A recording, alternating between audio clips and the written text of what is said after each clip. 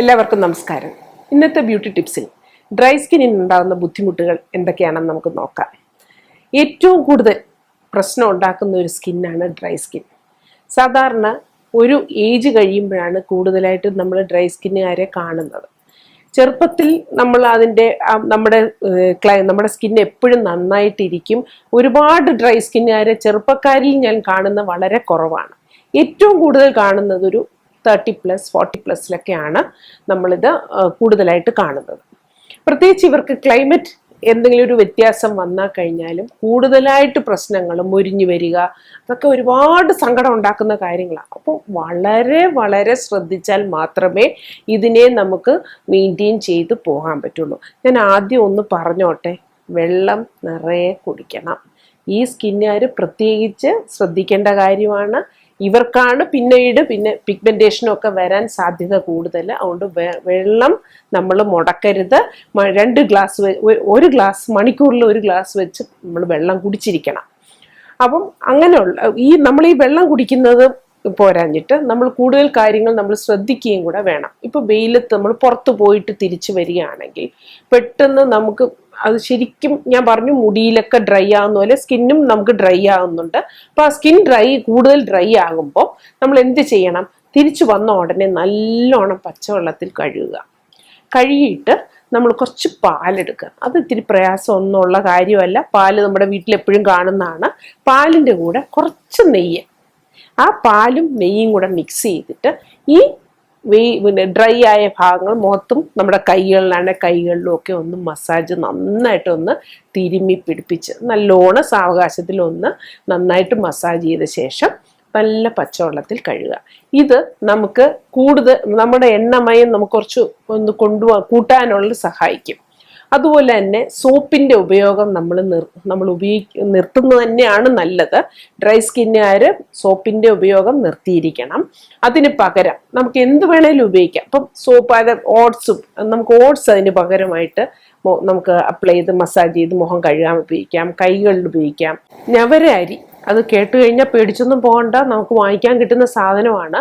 അത് പൊടിച്ച് നമ്മൾ ഒരു ടിന്നിൽ അടച്ചു വെച്ചിരുന്നാൽ മതി. നമ്മൾ ബാത്റൂമിൽ അത് സൂക്ഷിക്കുന്നതാണ് നല്ലത്. ഞവര അരിയും പയറുപൊടിയും കൂടെ മിക്സ് ചെയ്ത് വെക്കുക. അത് വെച്ച് കുളിക്കുന്നത് നമ്മുടെ ഡ്രൈ സ്കിന്ന് മാറ്റി നമുക്ക് എണ്ണമയം വരുത്താൻ സഹായിക്കും. സോപ്പോ ഫേസ് വാഷ് അങ്ങനെയുള്ള സാധനങ്ങളൊന്നും ഉപയോഗിക്കരുത്. അതിന് പകരം ഞാൻ ഒന്നുകൂടെ റിപ്പീറ്റ് ചെയ്ത് പറയുന്നെന്ന് പറഞ്ഞാൽ ചിലപ്പോൾ ചിലത് കേൾക്കില്ല, അല്ലെ മനസ്സിലായില്ല എന്ന് പറയും. അതുകൊണ്ടാണ് പിന്നെ ഞവര അരിയും അതിൻ്റെ കൂടെ പയറുപൊടിയും കൂടെ മിക്സ് ചെയ്ത് പൊടിച്ച് വെക്കുക. അത് വെച്ച് കുളിക്കുക. അപ്പോൾ അത് കഴിഞ്ഞിട്ട് നമ്മൾ കുളി കഴിഞ്ഞ ഉടനെ ഒരു നനവോടുകൂടി തന്നെ വന്ന് നമ്മൾ നല്ലൊരു മോയിസ്ചറൈസർ, അത് ആരെങ്കിലോടും ഡിസ്കസ് ചെയ്യാതെ, അല്ലെങ്കിൽ ഒരു പാർലറിലായാലും അതല്ല ഒരു ഡോക്ടറുടെ കൺസൾട്ടേഷനിലുള്ള ഒരു മോയിസ്ചറൈസർ ഉപയോഗിക്കുന്നത് നല്ലത് തന്നെയാണ്. നല്ലോണം മോയിസ്ചറൈസർ കുളി കഴിഞ്ഞ ഒരു നനവോടുകൂടി ബോഡിയിലൊക്കെ ഇടുക. മുഖത്തും ഒക്കെ നന്നായിട്ട് ആ ക്രീം അപ്ലൈ ചെയ്യുക.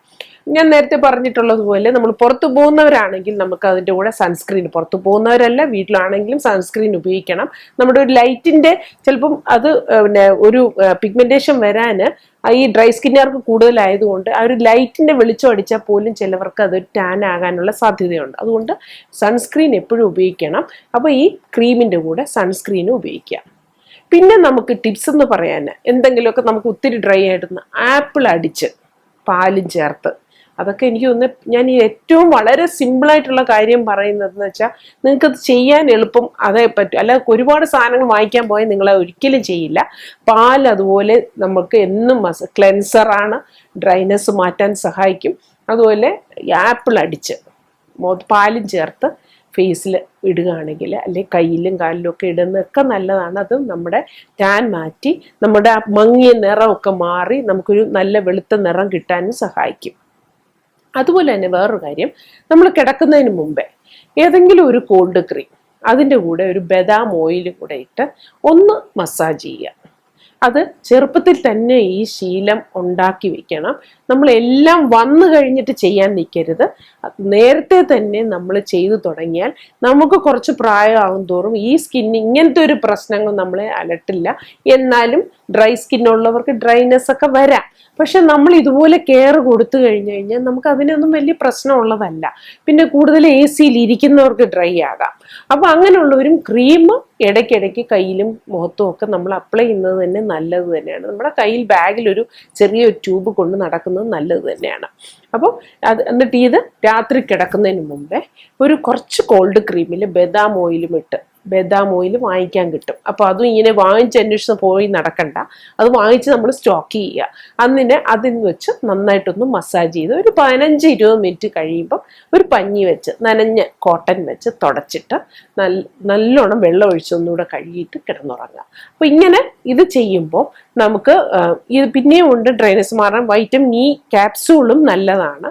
അത് ഇട്ടുകൊണ്ട് മുഖത്ത് മുഴുവൻ ഇട്ടുകൊണ്ട് അത് ശരിക്കും പറഞ്ഞാൽ നമ്മൾ രാത്രിയിൽ ഒരു ക്രീമും ഇട്ട് കിടക്കരുതെന്നാണ് പറയുന്നത്. അതുകൊണ്ടാണ് നമ്മുടെ ഒരു ക്രീം ഇടുന്നതിൻ്റെ എഫക്റ്റ് നമുക്കൊരു 20 മിനിറ്റ് കൊണ്ട് നമ്മുടെ സ്കിന്നിൽ പിടിച്ചു കഴിയും.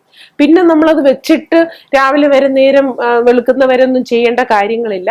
നമ്മുടെ സ്കിന്നിൽ പിടിച്ച് 1 മണിക്കൂർ കഴിയുമ്പോൾ നമുക്കതിനെ തുടച്ചു മാറ്റിയിട്ട് തന്നെ കിടക്കണം. കാരണം നമ്മുടെ ശ്വാസം പോലെ തന്നെയാണ് സ്കിന്നിനും ശ്വസിക്കാനുള്ള ഒരു ഇടം നമുക്ക് കൊടുക്കണം. അതുകൊണ്ടാണ് നമ്മൾ ആ ക്രീമുകളൊക്കെ അപ്ലൈ ചെയ്തിട്ട് ഉടനെ തന്നെ ഒരു മണിക്കൂറിനകത്ത് അത് തുടച്ചു മാറ്റിയിട്ട് കിടക്കണം. അപ്പൊ കുറേ കാര്യങ്ങൾ, കൊച്ചു കൊച്ചു കാര്യങ്ങൾ. കാരണം നമ്മുടെ ക്രീം, നമുക്ക് ഡ്രൈ സ്കിന്നുകാർക്ക് ക്രീം വളരെ അത്യാവശ്യമാണ്. അതൊരു ഡോക്ടറെ കണ്ടിട്ട് തന്നെ വാങ്ങിച്ചു വെക്കുന്നതായിരിക്കും നല്ലത്. ഡോക്ടറുടെ ഒരു കൺസൾട്ടേഷനിൽ നമുക്കൊരു വിശ്വാസമാണ്. അതിലൊരു നല്ല ക്രീം അത്രത്തോളം മോയ്സ്ചർ ചേർന്ന കാര്യങ്ങൾ ഡോക്ടർ നമ്മുടെ സ്കിൻ നോക്കിയിട്ട് പറഞ്ഞു തരും. അപ്പം അത് നോക്കിയിട്ട് നമ്മൾ നമ്മളെന്നും കരുതണം. അതിന് നമ്മളൊരു ഉപേക്ഷ വിചാരിക്കും, വെള്ളവും കുടിക്കണം. ഇങ്ങനെ പോയി കഴിഞ്ഞാൽ ഡ്രൈ സ്കിന്നുകാർക്കും ഒരു പ്രശ്നം ഉണ്ടാകില്ല. അവരും എപ്പോഴും നന്നായിട്ട് തന്നെ ഇരിക്കും. അവർക്കുണ്ടാകുന്ന ഭാവി വേറെയുള്ള പ്രശ്നങ്ങളെയൊക്കെ നമുക്ക് മാറ്റാൻ സാധിക്കും. അതുകൊണ്ട് എല്ലാവരും എല്ലാം ചെയ്ത് നോക്കണം.